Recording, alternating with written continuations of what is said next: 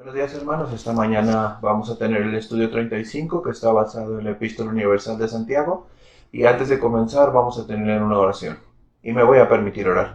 Les pido que inclinen su rostro y cierren sus ojos para tener esta oración. Bendito Dios y Padre que estás en el cielo, gracias te damos porque nos permites estar reunidos otro domingo para escuchar el mensaje que tienes para nosotros. Queremos pedirte que preparen nuestros corazones para que la enseñanza que tienes para nosotros logre tocar nuestro corazón en nuestra vida. Que nos ayudes a escuchar con claridad lo que tienes para nosotros esta mañana y lo podamos llevar a la práctica. Permite que pueda ser de bendición para la gente que nos acompaña y para los hermanos que nos escuchan. Todo esto te lo pido y te lo agradezco en el bendito nombre de tu Hijo amado Cristo Jesús. Amén. Bueno hermanos, los versículos en los que se centra esta clase son Santiago capítulo 1, de los versículos 1 al 27. El versículo clave lo vamos a encontrar en Santiago 1, el 5 y el 6. Y la verdad central es las instrucciones de Santiago acerca de las pruebas y las tentaciones, las metas de enseñanza-aprendizajes, que el alumno demuestre su conocimiento de las instrucciones que da Santiago sobre cómo tratar con las pruebas, las tentaciones y su actitud de aceptación de esas instrucciones. La Epístola de Santiago es uno de los escritos más instructivos del Nuevo Testamento. Aquí están manifiestas las verdades principales del cristianismo y al considerarlas con atención se verá que coinciden por entero con las declaraciones de San Pablo acerca de la gracia y la justificación, abordando al mismo tiempo en serias exhortaciones acerca de la paciencia, la esperanza y la obediencia, la fe y el amor mezcladas con advertencias, reprensiones y exhortaciones.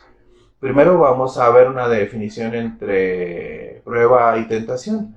Se puede decir que las pruebas son el instrumento que Dios usa para fortalecer, transformar y purificar la vida de los suyos. Dios usa y manda pruebas para madurar el carácter de sus hijos, pero Dios nunca manda tentaciones para hacer caer a los suyos. Las tentaciones no provienen de Dios, pues su carácter es santo. Muchas personas, cuando caen en tentación, buscan escapar de la responsabilidad moral y tratan de culpar al medio ambiente donde se encuentran, a las circunstancias o incluso a Dios. Pero nada más lejos de la realidad.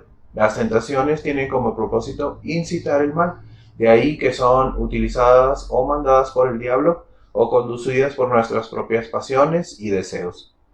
Voy a compartir la relación que existe entre sabiduría y fe, ya que también son bases fundamentales para el desarrollo de esta clase. La sabiduría no es un simple conocimiento, sino una percepción espiritual especial que el creyente puede obtener de Dios. La fe es una actitud de fe y compromiso plenos en Dios. Para poder poseer sabiduría, tenemos que pedírsela al Padre en oración. Pero esta oración, para poder ser contestada, necesita como requisito la fe.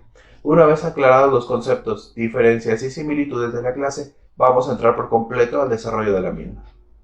Como primer punto vamos a ver la actitud correcta hacia las pruebas, basada en Santiago, capítulo 1, de los versículos 1 al 4, que me voy a permitir leer. Santiago, siervo de Dios y del Señor Jesucristo, a las dos tribus que están en dispersión. Hermanos míos, tened por sumo gozo cuando os halléis en diversas pruebas, sabiendo que la prueba de vuestra fe produce paciencia. Mas tenga la paciencia su obra completa, para que seáis perfectos y cabales, sin que os falte cosa alguna. El cristianismo enseña a los hombres a estar gozosos en las tribulaciones. Tales ejercicios vienen del amor de Dios, y las pruebas del camino deberán dar lustre a nuestras virtudes, a nuestra vida y a nuestra corona al final. Ante la prueba, el creyente debe adoptar una actitud positiva. No significa que tomemos una actitud conformista, de fatalismo o de resignación. Ninguno de los extremos. Uno de los propósitos principales de Dios es llevarnos a la madurez espiritual a través de la paciencia o resistencia. En los tiempos de prueba, preocupémonos porque la paciencia actúe en nosotros y no la pasión, en lo que se diga o haga, que sea la paciencia la que diga y haga. Hay diversidad de pruebas que tratan de demostrar en qué medida estamos confiando en Dios o dependiendo en su cuidado paternal. Cuando alguien es puesto a prueba en la vida cristiana, siempre habrá un resultado positivo. ¿Qué quiere decir? Que la vida del cristiano está llena de pruebas y obstáculos, que poco a poco vamos a tener que superar. ¿A qué me refiero con esto? Generalmente a nuestra vida llegan situaciones que nos ponen en un panorama desfavorable. Por ejemplo, escasez, falta de trabajo, un accidente, la muerte de un ser querido, enfermedad, Estas son pruebas que en nuestra vida llegan y al final tenemos que enfrentarlas, ya que como dijimos en la introducción, las pruebas no se pueden elegir, es decir, no podemos decidir evitarlas. Algunas veces las pruebas sobrepasan nuestras propias fuerzas y es aquí donde debemos buscar refugio en el amor de Dios. Enfrentar una prueba puede resultar para nosotros imposible o complicada, pero debemos ser prudentes y buscar siempre el lado positivo, porque a pesar de lo que parece para nosotros o nuestra vida, la prueba tiene tintes de ser completamente negativas, pero resulta que al final la prueba a la que nos enfrentamos resulta ser positiva para el cristiano fiel. Así que, si en tu vida enfrentas una prueba o has enfrentado una prueba y no sabes salir, confía en Dios y ve a Él sin temor, porque seguramente tiene un plan para tu vida y para que tú puedas ser mejor cristiano. Busca tu debilidad espiritual, pídele a Dios fortaleza y todo te saldrá bien. Orar con fe para obtener sabiduría, que está basado en Santiago, del capítulo 1, los versículos 5 al 7, que me voy a permitir leer. Y si alguno de vosotros tiene falta de sabiduría, pídala a Dios, el cual da a todos abundantemente y sin reproche, y le será dada. Pero pida con fe, no dudando nada, porque el que duda es semejante a la onda del mar, que es arrastrada por el viento y echada de una parte a otra. No piense, pues, quien tal haga, que recibirá cosa alguna del Señor. Nosotros, en nuestra calidad de humanos, buscamos siempre evitar el dolor y las malas situaciones que tenemos que enfrentar cuando nos vemos sumergidos en un problema. Pero ¿y qué debemos hacer si tenemos que enfrentar una prueba que nos produce dolor, miedo, pena, humillación? Tenemos que ir a los pies de Dios y pedirle que nos sostenga y nos muestre qué tenemos que cambiar en nuestra vida. No debemos orar pidiendo que la aflicción sea eliminada. Debemos clamar por sabiduría para lograr la madurez que Él requiere de nosotros. Ya vimos que las pruebas algunas veces nos exceden o vemos imposibles de superar. Quizá dudamos en algunos momentos de poder suprimir ese dolor que a nuestra vida tocó la puerta, pero Dios dice, a todo aquel que pida, le será dado. Una mente que se ocupa en considerar de manera única y dominante su interés espiritual y que se mantiene firme en sus propósitos para Dios, crecerá sabia por las aflicciones, continuará ferviente en su devoción y se levantará por sobre todas las pruebas y oposiciones. Pedir a Dios por sabiduría mientras se enfrenta la prueba brinda la capacidad de discernir los propósitos que tiene nuestra oposición. La verdadera sabiduría no se alcanza por méritos propios o humanos. Lo único que se requiere es la humildad de pedirla y el reconocimiento de la sabiduría y majestuosidad de Dios. Dios les da a todos con libertad y sin reprochar. Ya vimos que la sabiduría dada por Dios por medio de la oración nos ayuda a la prueba. Pero ¿cuál es la prueba de que la sabiduría sea dada? Orar con fe, es decir, sin dudar. Si alguien duda algo, ya está dudando lo suficiente. Toda fe verdadera se mantiene sobre la duda, y todo aquel que camina sobre el mar, como Pedro, lo hace sobre las olas de la duda y la desesperación. Como humanos dudamos, pero mientras nos sustentemos mirando a Jesús, podemos caminar sobre el mar de la duda en el sustento que la fe en Dios nos otorga. El cristiano probado será un cristiano coronado. Para continuar con el segundo punto, ya hemos hablado de las pruebas y pudimos observar que la prueba es mandada por Dios para corregir algún aspecto de nuestra vida que es desfavorable o que no agrada a Dios. También vimos que las pruebas no se pueden evitar y la sabiduría para sobreponerse de la misma, Dios la brinda sin medida por medio de la oración y pidiendo con fe, sin dudar. Pero hay algo que pasamos por alto. En medio de la prueba viene la tentación. Y el cristiano tiene que ser muy cuidadoso con esta situación, oportuna para el enemigo y desafortunada para nosotros. El segundo punto lleva como título la actitud correcta hacia la tentación, que está basada en Santiago capítulo 1, los versículos 13 al 17 que me voy a permitir leer. Cuando alguno es tentado, no diga que es tentado de parte de Dios, porque Dios no puede ser tentado por el mal, ni Él tienta a nadie, sino que cada uno es tentado cuando de su propia concupiscencia es atraído y seducido. Entonces, la concupiscencia, después que ha concebido, da a luz al pecado, y el pecado, siendo consumado, da a luz a la muerte. Amados hermanos míos, no erréis. Toda buena dádiva y todo don perfecto desciende de lo alto, del Padre de las luces, en el cual no hay mudanza ni sombra de variación. Ya en la introducción se dijo que las tentaciones no vienen del Señor, ya que Él no es tentado por el pecado ni tienta a nadie. Él no es el autor de la escoria. La realidad de las cosas es que las tentaciones vienen del enemigo, que trata a toda costa de desviar a los fieles del camino del Señor. La tentación puede ser rechazada abiertamente o recibida con los brazos abiertos. Si voluntariamente caemos en ella, decimos que la tentación fue mandada por el maligno para destruir nuestra vida. Es la pasión de las personas la que en última instancia determina las posiciones frente a la tentación. Si la pasión se sujeta en el nombre de Cristo, hay victoria. Por el contrario, si uno se deja dominar por las pasiones, caerá en la maldición de la tentación. Queda claro, pues, que Dios no es quien está tentando al hombre. El origen del mal y de las tentaciones está en nuestros propios corazones. El origen de las tentaciones, dice Santiago, está en cada uno de nosotros. Cada uno de su propia pasión se tienta a sí mismo. Esa pasión, ese deseo, no es incontrolable, pero muchas veces es incontrolado. Así como un pez es seducido por la carnada o el señuelo, hasta que muerde el señuelo y el anzuelo se clava en su boca. Así el deseo incontrolado nos seduce y nos clava el anzuelo. No hay engaño de parte de Dios, las cosas son bien claras. Entonces no pretendamos engañarnos a nosotros mismos, equivocando la fuente de la tentación y el pecado, por el cual no debemos culpar a Dios, como tampoco al diablo, por nuestras decisiones. La responsabilidad de la vida es nuestra. Nos fue dada por Dios, quien nos hizo personas únicas, responsables de nuestros propios actos. Frente a la tentación, el creyente debe decidir si va a caer en ella o rechazarla. Si la abraza, él será el único responsable y no podrá echarle la culpa a nadie. Si la rechaza, habrá dado un paso más en el camino hacia la madurez espiritual.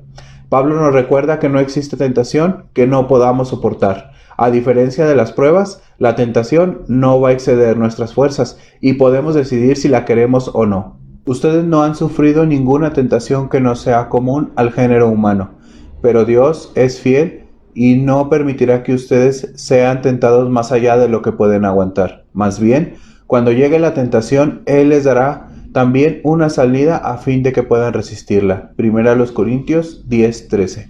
Uno de los ejemplos más destacados de resistir la tentación la encontramos en la vida de Job, quien primero, Satanás, hizo que unos hombres robaran su ganado y los camellos, y sus ovejas fueron muertas. Segundo, fueron muertos sus 10 hijos e hijas en una tormenta. Tercero, dio a Job una enfermedad. La tentación tocó a su puerta cuando su mujer le dijo, maldice a Dios y muere.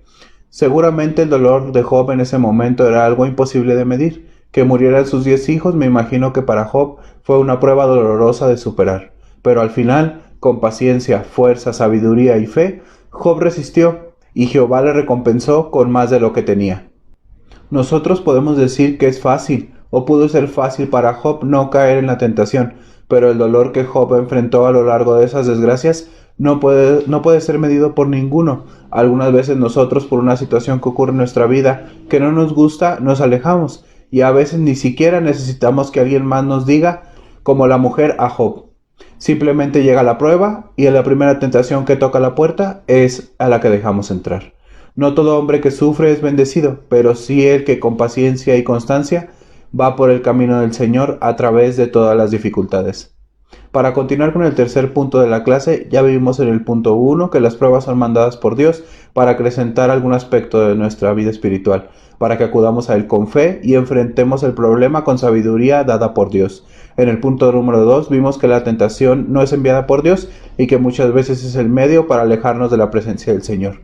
También vimos que algunas pruebas traen consigo la tentación, en el ejemplo de Job, pero nada de esto se puede superar si no tenemos una actitud correcta hacia la palabra de Dios.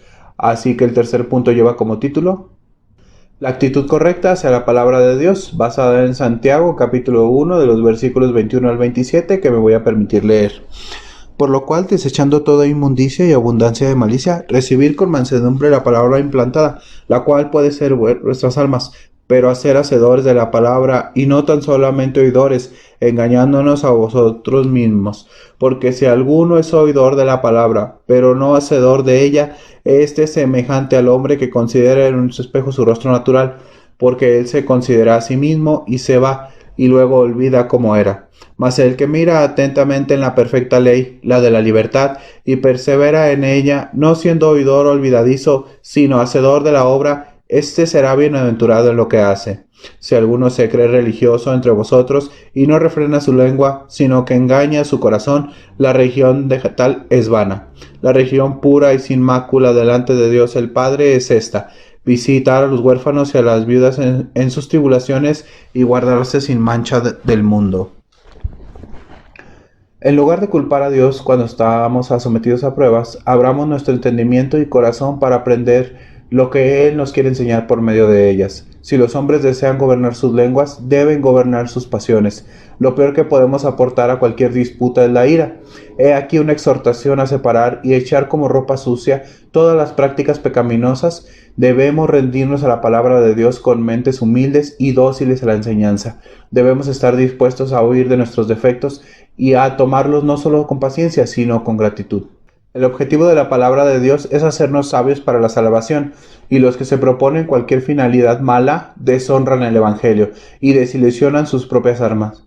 Las iglesias están llenas de cristianos que se conforman con solo escuchar un buen mensaje o estudio de la palabra de Dios. Si escuchamos un sermón cada día de la semana y un ángel del cielo fuera el predicador, no nos llevaría nunca al cielo si nos apoyáramos solamente en el oír. Estos creyentes creen que ya están cumpliendo con el compromiso cristiano y que con ello también van a crecer en sus vidas espirituales. Los que son solo oidores se engañan a sí mismos, y el engaño de sí mismo será hallado al final como el peor engaño. La palabra de verdad debe ser cuidadosamente escuchada con atención y expondrá ante nosotros la corrupción de nuestra naturaleza.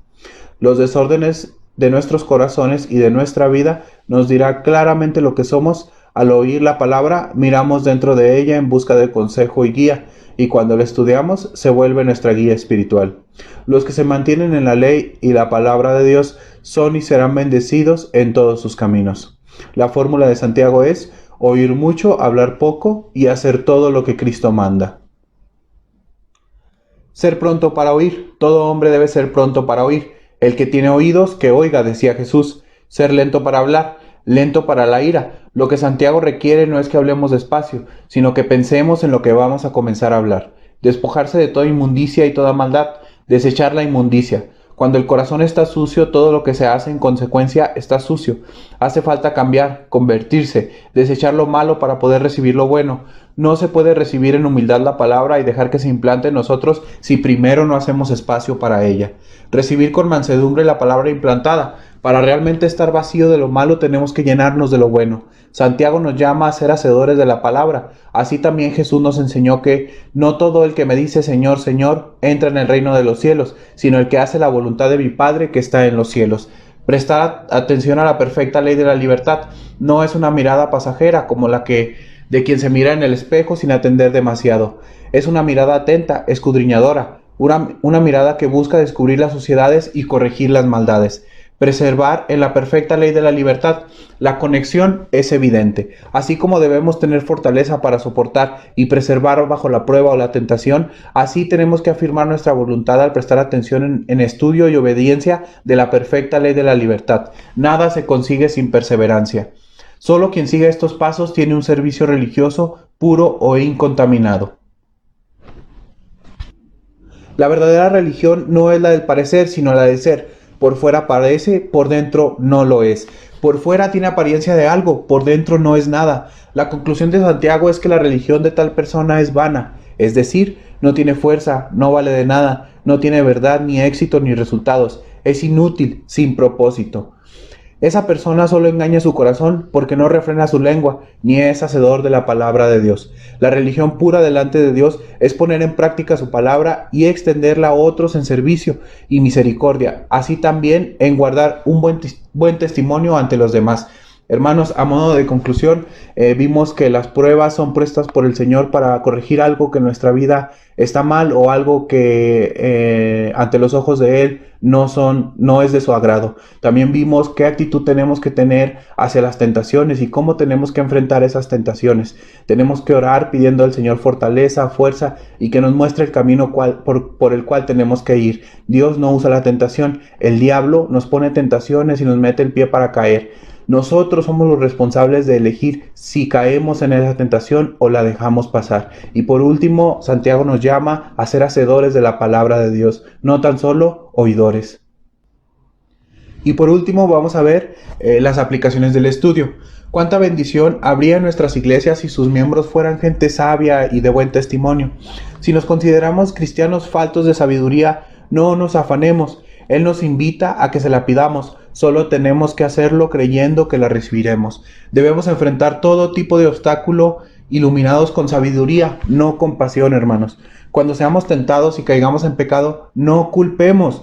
Rechacemos la actitud negativa de echarle la culpa de nuestras concupiscencias a Dios, a nuestra familia, a nuestros amigos, a los hermanos. Debemos aceptar nuestra responsabilidad de cuando caemos, que es por nuestra propia decisión y culpa. Cuando estamos dispuestos al arrepentimiento, solo así tendremos la oportunidad de aprender de los errores y ser transformados más a la imagen de Cristo.